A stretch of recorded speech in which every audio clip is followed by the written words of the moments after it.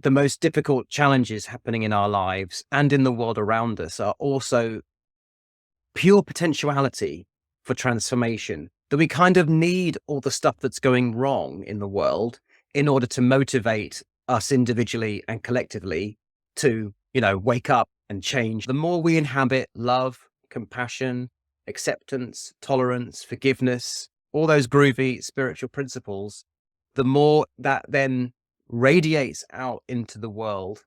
And that will ultimately be the way that we sort the mess out that we're in.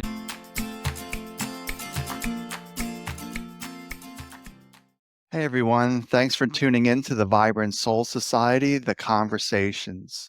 Our mission here is to help you to discover that you are greater than your thoughts. On the opposite side of our thoughts is our vibrant soul. So I'd like to bring forward 2 guests a week to share wisdom, inspiration, and life tips on how do we navigate this human journey. I'm your host, Baba Sam, the Miracle Man. And today we have a very bright, vibrant soul with us, Karl. Karl, welcome to the conversation.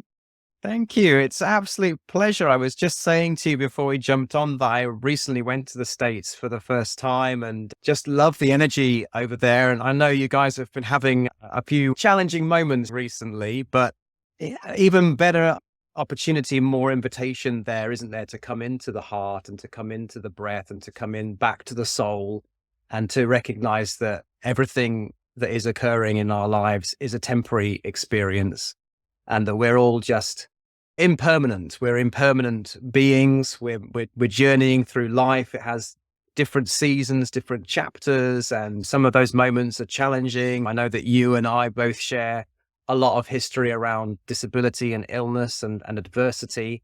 How can we alchemize those things into being gifts, right, that we work with and that we then share with other people? It's beautiful how the most difficult challenges in our lives can actually be the treasure, the gold that we utilize to upgrade ourselves and indeed the people around us and the planet around us.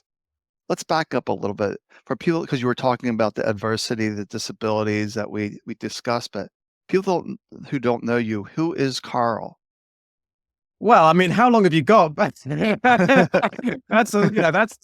simple question, but it's a long answer. Who is Karl? Well, who is Karl now and who was Karl? I mean, it's been a real journey from being somebody that had very low self-esteem, very anxious, a lot of childhood difficulties, like hands up in the room who hasn't had childhood difficulties. It's like, that's kind of part of the deal, right? And then a really big life event happened, which was a near fatal car accident. You mentioned yourself as being the miracle man. That was definitely a miracle that I got out of that car accident, not only alive, but still in relatively one piece.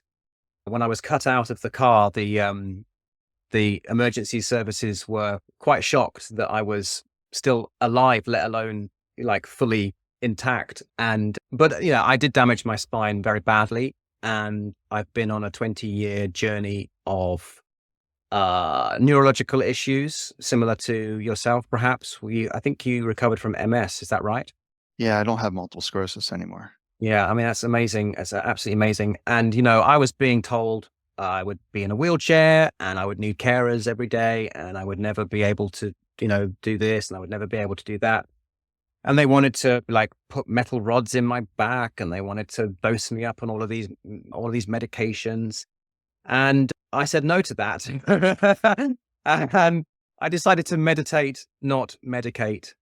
And that has been my touchstone through what has been a 20-year epic saga of both physical health challenges and a lot of psychological challenge during that period as well. During the most difficult years of my life, my family decided to disown me.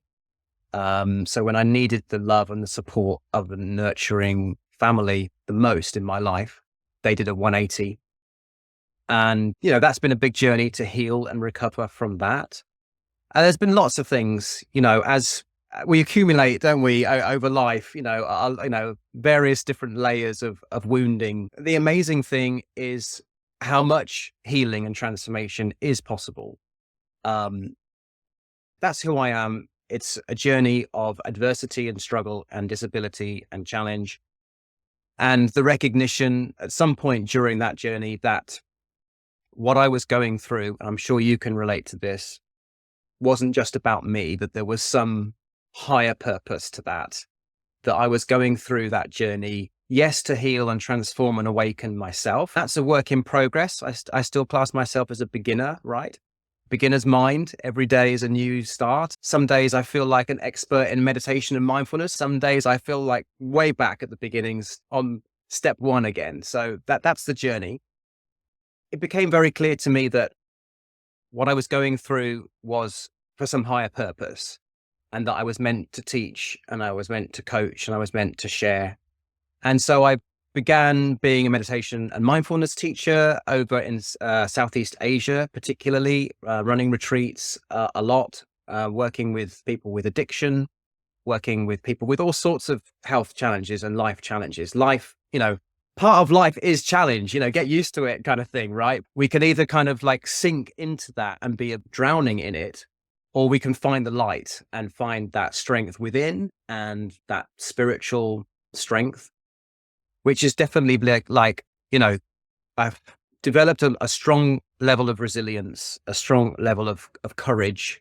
I call myself Braveman, that wasn't my birth name. Yeah, so that's been quite the journey, and that's a good reminder for everyone that challenges don't stop. That's part Right. of the human experience. There's always one after another after another. So I always Yeah. remind people that you get your tools or your techniques in place before that crisis hits. Yes. And on that point, I think one of the things that I've noticed a lot of, and I really encourage people who I work with to remember to lean into your practice during tough times, not abandon it, which is what a lot of people do. Because when the going gets tough, meditation and mindfulness, bringing yourself closer to your feelings and closer to the craziness of the mind is hard. It's really hard. And there's no point in denying that. But actually, that's when we need it most, when we're going through it, which we are all individually and collectively going through it. There's so much. We're in the kind of everything crisis at the moment, aren't we? And I think, we're kind of increasingly coming into a period of human evolution where, to say the least, there are growing pains, right? We're kind of birthing a new earth, but it's a bit messy and it's a little bit, it's a bit difficult and it's challenging. That's when we need our spiritual tools the most. So I really try to practice what I preach. I try to walk the walk, which means on the days when I'm in pain, or the days that I'm exhausted from jet lag, or the days when I'm feeling anxious or what have you, I still lean into a skill set of tools, the tools. So yeah, I think it's really important to not just meditate when we're feeling good. Right. Absolutely. That's a good point to remind me. So I really love this too when you were saying that you chose to meditate as opposed to medicate. That's really important. It took me 38 years to figure that out because that wasn't my reality. I wasn't exposed to that. It was always the doctors know what's best for me, that I have to take these medicines. Yeah. How'd you discover meditation could replace medication? I remember picking up a self-care, self-help book that wasn't specifically spiritual. It was just kind of, I can't remember the title of it now, but I just remember it introducing in very accessible ways the power of the breath, the power of coming back into the body, creating a bit of stillness, having a little bit of reset time every day. And that just planted a seed because I started to see the benefits of it quite soon. Your ability to become a little bit more of the watcher of your experience and the watcher of these emotions that are passing through. And you start to experience the impermanence, right? This too shall pass. This too shall pass. I'm feeling great today. That'll pass too, right? Everything is in transition. Everything is movement. Everything is flow.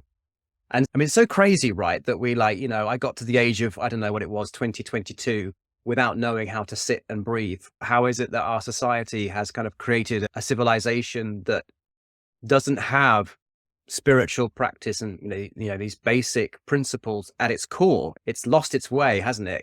And so that's also a gift, because it's part of the journey for people like you and I to be lost. You have to get lost to get found, right? So it's part of the journey to, perhaps that's why, a little bit, I mean, it's difficult. My heart goes out to people who are really suffering, but a little bit of suffering and a little bit of discomfort is great, because if everything's going great in your life, you're not likely to want to sit and be at peace and find that stillness within, because everything's great.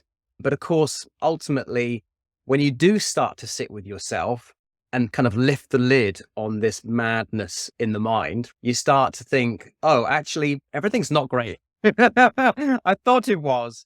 But actually, there's a lot going on under the surface in the subconscious, driving us, limiting us, doubting us, the self-loathing that we can have, the limiting beliefs, the shoulds, the musts, the oughts, this repetition of all of this. And meditation and mindfulness, for me, has definitely given me the ability to smile at that inner chatter and be the witness of it, rather than identifying. Yeah, exactly. And you were making this sound like you were lost for a long time. You found meditation between 20 and 22. To me, that's like early. You found it early in life. I was 42 when I learned to sit and breathe. Oh, well, I mean, time and age are irrelevant. All we have is now. Right. So yeah, it doesn't matter. But I mean, if I hadn't had that car accident and been living with a really excruciating amount of pain, I might not have found meditation. So the worst things that happen in our lives can also be the greatest gifts. And that's really the part of the journey, is to uncover the gifts and the treasure, that in that difficulty, there is the seed of potential for transformation, to find peace and to find joy and find acceptance in the most challenging aspects of our lives. Because it's easy to find, like gratitude practice. I love gratitude practice. I'm a great fan of gratitude practice. But, it's easy to be grateful for the things that are easy to be grateful for, right? But it's actually like, this is the question for you, for your audience. Can we bring gratitude towards the darker places, to the shadow, right? To the more difficult aspects of our experience? In my first film that's been out for about a year now, called Visioning the New Earth, I talk in there about alchemy, and how the most difficult challenges happening in our lives and in the world around us are also pure potentiality for transformation. That we kind of need all the stuff that's going wrong in the world in order to motivate us individually and collectively to, wake up and change and shift and grow. So it's kind of welcoming that in. And if you can bring gratitude to pain, for example, I mean, I've experienced it myself. Pain was quite frequently, by really totally accepting it and welcoming it in and not bringing any resistance to it, to be completely afraid of pain. It sounds a bit, masochistic or something, but by really allowing what is occurring, it allows it to shift and flow through us. If we put up a resistance, there becomes a contraction and a tightening, and then we can build up a rigidity around what we're experiencing, and then it gets stuck. Even with physical pain, I've found that actually sitting and breathing and bringing love and compassion to my experience allowed quite significant pain to melt and soften and even transform. I've had these amazing experiences where, like, very severe pain was like alchemized in that moment to bliss, a bliss state. So it's all energy, it is all energy. We're these, energy beings having this human experience. Yeah. So yeah, I think gratitude is like a beautiful practice for all the wonderful things, because that welcomes in more, as we focus on gratitude, it allows more things for us to be grateful, but, be grateful for the challenges as well. And then that gives you the opportunity to alchemize those challenges into gifts and into treasure. Right. And I think another important aspect too is when you're going through something traumatic like a car accident or a diagnosis or whatever it may be, that little heaviness, that darkness in that moment is to not accept what you're just being told. I think you have to have a curiosity as well. Why is this true for me? Why is this the only way? Do you think Right. that led you to that self-help book is to like, there had to be another way to deal with what I'm dealing with? Yeah. I mean, I think a lot of people who come to, you don't come to self help and personal development if everything's satisfactory in your life. You come to it because you become aware of your dissatisfaction, your unhappiness, or your anxiety. If everything's cool and groovy, you're not going to pick up a self help book or a spiritual text, right? So, the awareness of dissatisfaction. And then perhaps then comes that curiosity that you mentioned of like, I wonder if things could be different. I wonder why I am how I am. I wonder who I could be. I wonder if I could change. And those kind of curiosity questions just plant a little seed within ourselves, which is ultimately hopeful and positive. It allows the potential. You might be in a real mess in your life, right? You might be really struggling, but just having that feeling inside, that thought inside that actually perhaps comes from the soul. But when you have those kind of moments where you just think, I wonder if I could improve my life. I wonder if I could heal from that trauma, or I wonder if I could improve my physical health rather than just taking a load of medication and, oh, I've got side effects from this medication. Okay, have another pill. Oh, I've got more side effects. Okay, have another pill. And before you know it, you're on like 20 different medications, right? It's crazy. My new film is in production right now. By the time this comes out, my new film, which is called Broken by Design, will be out. And that's another powerful, just 5-minute piece, just having a little examination of the healthcare crisis that we're in right now, and this kind of situation where ultimately the pharmaceutical industry, the medical industry, they're not so interested in health. They're very interested in illness because they're making a hell of a lot of money from it, right? But they don't really want us to be healthy. They don't make any money if we're all healthy. So they have a vested interest. Their bottom line is what they really care about. So they're profiting from illness and disease. And the piece that I've made, Broken by Design, is ultimately a uplifting, positive, and inspiring piece, which is my whole vibe really, is to both examine the shadow, but from a place of hopefulness and the potential for change and transformation. But that ultimately, making simple choices like, I don't know, drinking enough water. How on earth is drinking more water going to make any difference in my life? Do you know what? Try it. About 70% of people are chronically dehydrated, and they have done experiments to see what happens if people switch to drinking 5, 6 glasses of water a day. And just that simple thing. It's easy. Anybody can do it. And just being properly hydrated, it boosts your productivity. It makes you feel more relaxed. You sleep better. It's just across the board. And it's like, okay, well, if you can then build on that to the next level of like, okay, I'm going to make sure I eat lots of leafy green vegetables, right? Or, I'm going to make sure I get lots of sun, or I'm going to get into nature regularly. And you just start building up different layers of self-care, self-love, self-nurturing, self-supporting, which ultimately creates a stronger foundation for us to navigate through the difficulties of life and all of these different people we have to deal with, and the stresses and the challenges, because we've got that root, that firm foundation. And then you add in some spiritual practice, and suddenly you're like an ancient oak tree with really, really deep roots that can weather lots of storms. And you're kind of invincible, right? And it all happened because you started to drink more water. Yeah, that's a great question for people just to, if you're giving any information, just say, I wonder what else is beyond that. I think that's a great question.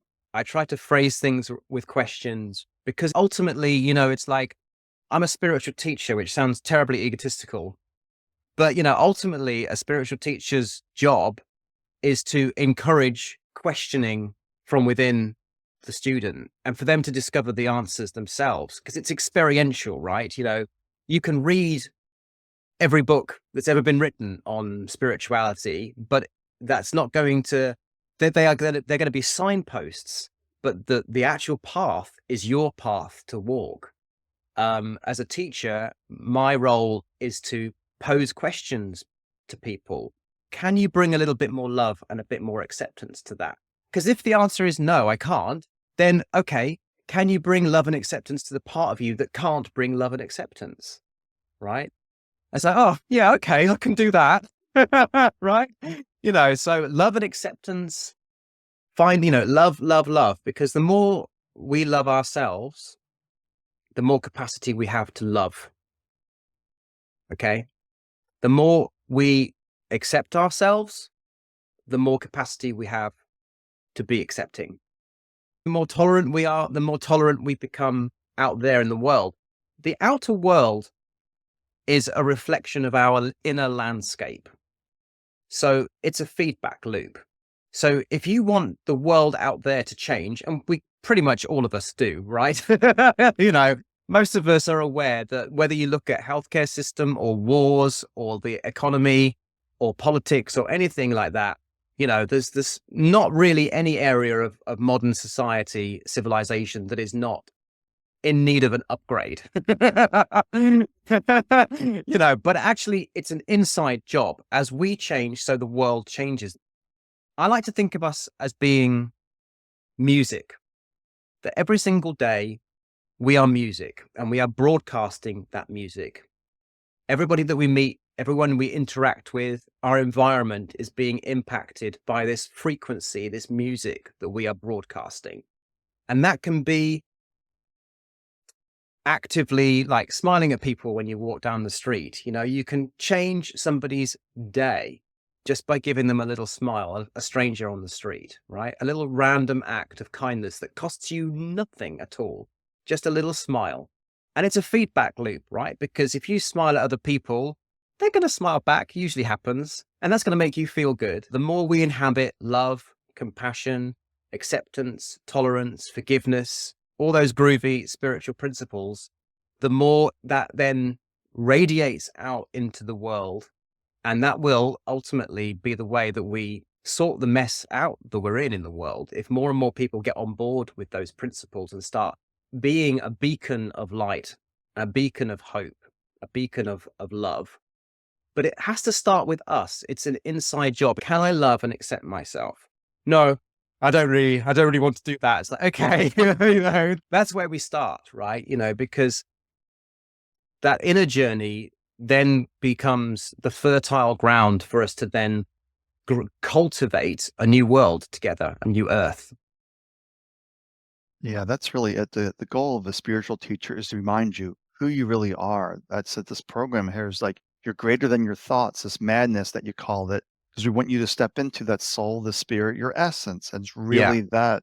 And I really love this new film that you're coming out. It's called Broken by Design. It is actually perfect because somebody I was talking to the other day I was talking to. I went with my friend to a cancer hospital, and I was noticing the soda machine, the snack machine were things not designed for your health. They were Oh, designed to keep you sick and in that system. And I see that in myself that I was caught in this system. It wasn't designed to cure MS, to cure bipolar, to cure migraines, to arthritis. There was no cure there. You're always getting all these side effects from medication anyway, so you're not comfortable.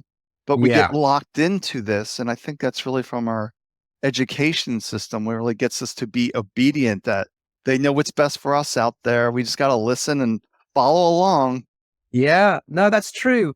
I think the balance of that, and I do take a moment in my film to mention this because um, I don't want us to throw the baby out with the bathwater. There's a lot of amazing advances in modern medicine and modern pharmaceuticals.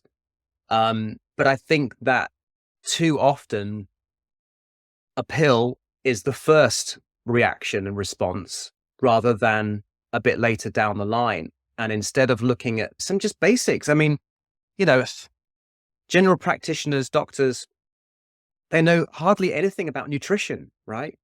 I mean, and so you just think, hang on a minute, these are supposed to be healthcare professionals and they don't really know much about health. That's really fascinating to me. And they don't know anything about alternative medicine. This bounty, incredible, miraculous bounty of herbal remedies, plant medicines. Nature has just an incredible array, from essential oils to medicinal mushrooms. So obviously, the major plant medicines, ayahuasca, psilocybin, Cambo, which is the Amazonian frog medicine. Mother Nature has this unbelievable bounty, this treasure trove.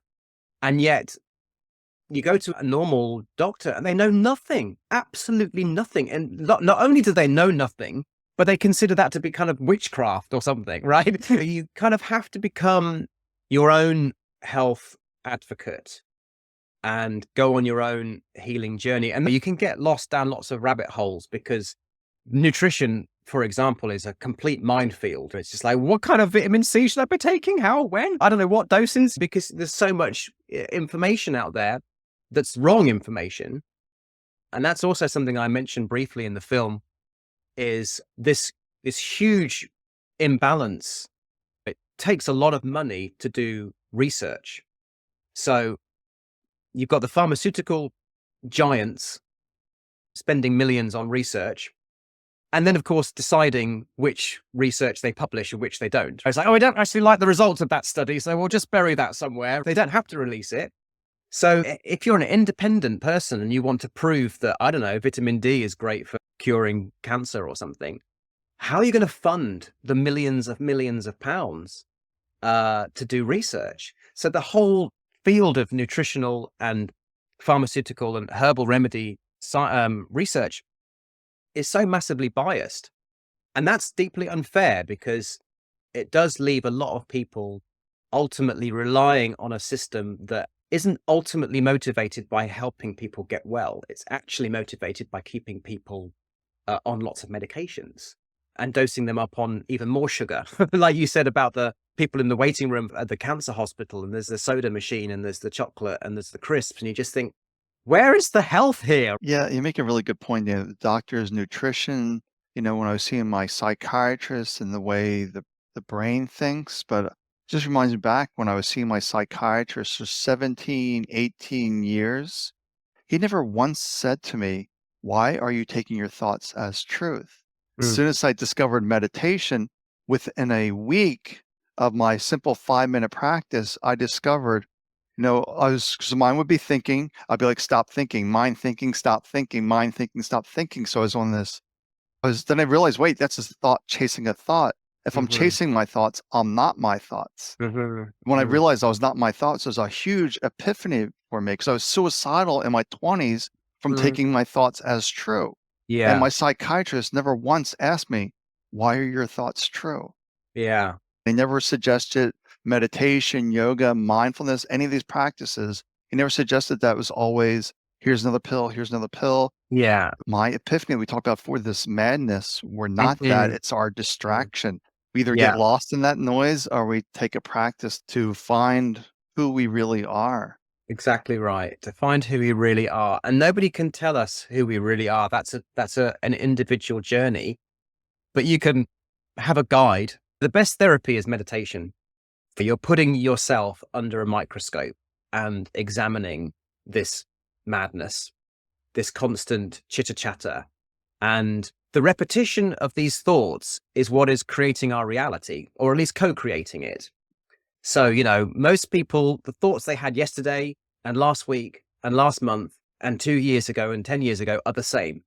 The same cycle, the same patterns are going round and round and round. And that is a prison. The mind is a prison. It's a prison that's designed because it's trying to keep you safe, right? We've had experiences in the past, and, there's a defense mechanism. The mind is trying to be a good friend to us by saying, this happened last time you did that, so never do that again, right? Or, these people let you down, so therefore everybody's always going to let you down. So just never trust anyone ever again. these thoughts, or, you'll always be rubbish. You'll always fail because you failed this time. The mind is trying to help us, but it's getting it all wrong. And what I love about my combination, which is both through the meditation and mindfulness practices, we become the witness. And that's a very powerful place of epiphany, to be the watcher of the mind rather than be the mind. The mind is still there. Minds think. That's what they're going to do. Newsflash, minds think, right? That's always going to be the case. Just like you've got clouds along the sky behind you, right? Are we the clouds? Because the clouds are moving constantly. There's always clouds, but we can be the blue sky. So the mind is the clouds passing through. So that witnessing presence becomes a very powerful tool. But then on top of that, you can start doing a little bit of housekeeping to those thoughts in the mind. You can start rewiring some of those behavior patterns. And that's when transformational practices like EFT, or emotional freedom techniques, and hypnotherapy, which is part of what I offer both with my courses and with one-to-one clients, is just having a little housekeeping in there. And like, when you notice, you become, because of this awareness muscle that you've built up through your meditation and mindful practice, you start to be like much more switched on to these thoughts, right? These limiting behavior patterns, these limiting beliefs. And you can start doing a little bit of rewiring. The mind is a powerful tool. It's a lousy master, but it's a powerful tool. If we can utilize the mind more consciously, then that's when I believe we really become really self-actualized as spiritual beings, and we can start making stuff happen in our lives. We can start making healing happen. We can start making changes happen. We can do things that seem to be completely impossible. I am never going to be able to do ... But well, hang on a minute. Do you know the future? Have you got a crystal ball? How do you know the future? You're only judging the future based on what's happened in the past. But does the past define us? In the untrained mind, it does. These patterns, these belief systems just endlessly repeat, try and keep us safe, try and keep us small. And with these transformational techniques, there becomes an opportunity to re-examine some of those beliefs, some of those behaviors, and sometimes really quickly. I mean, hypnotherapy is amazing. I mean, I'll give you a little example on myself. I used to be really self-conscious about getting changed in a changing room at the gym. I used to get really self-conscious, anxious. I don't know why particularly. And it doesn't necessarily matter, because when you do something like hypnotherapy, you're just planting new seeds. It's like, you've got the soil, you plant new seeds into that soil and they germinate. And so I did a hypnotherapy session, because you can do it on yourself. Hypnotherapy is not that difficult. EFT, hypnotherapy, all of these tools, meditation. I mean, what is meditation? Sitting and breathing. I mean, how easy is that, right? But yeah, I just found myself a week later going to the change room to go for a swim, and just like, oh, I'm not feeling anxious. This isn't a big deal anymore. And it's just like, oh, wow, that shifted that really quickly. I find the power of the mind can either be this prison that limits us and contains us and keeps us small and perpetuates suffering, or it can be our own best friend. And actually, I'll just finish by saying that's the name of one of my new courses that I've got coming out next year, which is called Best Friending Yourself. That's a powerful title. You're the only person that I've interviewed, my only guest, that actually understood my background, that we are the sky itself, that we get lost in the clouds. Really? Really? I'm the first person to point that out. Yeah, well, sometimes I'll talk about that as a reference, but the first time somebody actually mentioned that, we are the sky, but these clouds are constantly drifting by. Like, the mind doesn't stop thinking, but we get lost that we are the clouds. But we need to step back and say, we're the sky. Yeah, that's right. The thing with people, starting meditation is they might believe that the purpose of meditation is to stop the mind. And you're never going to stop the mind. The mind thinks. That's what minds do. You can turn down the volume, and the amount of cloud cover can be reduced, and you might see a bit more of that blue sky coming through. And sometimes when you sit and meditate, you've just got pure blue sky, which is beautiful moments. But those thoughts are going to come back. Don't worry about it. The mind is going to think till the day you die. That's what it does. Look at the amazing things that we individually and collectively have achieved because of this amazing intellectual machine that we have up here. But actually, this intellectual machine up here, when it's separated from the heart or from the soul, that's where the madness comes in. That's where the real mental illness comes in. That's when some of the most horrific things that happen on the planet with human beings treating other human beings so appallingly, it comes from this separation from love, this separation from the heart, because the mind isn't really that bothered about the heart. It's a machine, if you like. And so the job of becoming a more spiritually centered person is to kind of shift your center of gravity from here. I believe this heart space is where we really reside. The more we inhabit the heart, and again, it comes back to love and acceptance. Can I bring more love and acceptance to myself? As I heal, so the world is healed. It's an inside job. Yeah, life is definitely an inside job, and we can see this throughout life. People that are dealing with either a chronic illness, some kind of chronic situation, they're separated from love, separated from Yeah. their true essence. They're just too caught up in the mind, the clouds, because it's always going to be there. So it's really about shifting your focus. Do I pay attention to my thoughts, or do I feel deeper into it? Yeah. And I think that wonder, that's a beautiful kind of heart-centered feeling because it's kind of playful. It's got that feeling of magic. I wonder how I could move through my day with more joy. I wonder how I could move through my day with more peace. I wonder how I could move through my day with more acceptance. And don't beat yourself up for the moments when you're not doing those things, because then you're back in the mind, you're back in the judgment, right? Oh God, I'm rubbish at meditating. I didn't, I'm rubbish at this. The reminder every single moment of this constant flow, this ebb and flow of the breath. Breathing and everything's in flow, everything's in motion. And at any moment in time, there's that opportunity for us to step out of the mind and into the heart. And the more frequently we can do that, the more we can make this heart space, that center of gravity, the more it then, again, with this idea of music, the idea that we're broadcasting out into our environment, into our relationships, into our communities, this frequency of love. And I really, truly believe that is how we change the world. It has that kind of power, the power of love to change things for better, to bring people together, the power of love, the power of prayer. Mother Teresa said she would never go on a anti-war march, but she would go on a pro-peace rally. Right? So don't be against something, be for something, right?